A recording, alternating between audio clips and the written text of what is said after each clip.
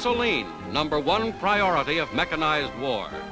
Now revealed at last is the secret of the pipeline under the channel from Britain to Europe.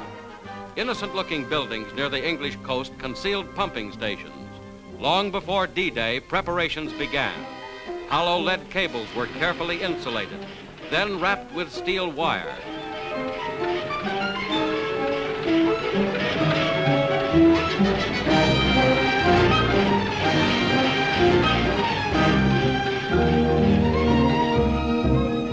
This was one type of cable.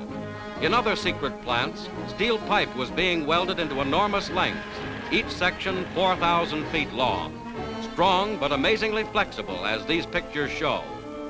Then British ships began the miraculous task of laying 5 million pounds of hollow tubing on the bottom of the English Channel.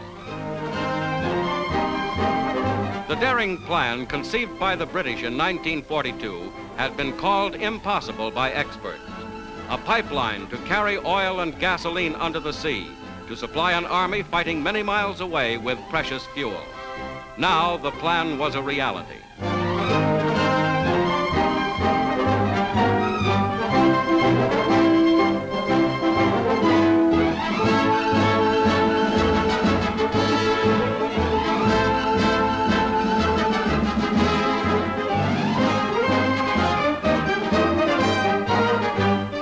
Steel drums towed across the channel laid out cable as they went.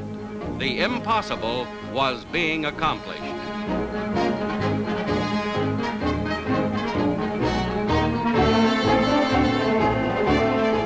The ships reached the Cherbourg beaches. The first cross-channel pipeline was ready to pump oil to the armies already in France. From the launching of the operation, the rate of supply quickly reached 1 million gallons a day. Direct connections ran as far as Frankfurt, Germany. Altogether, 120 million gallons were delivered to combat forces.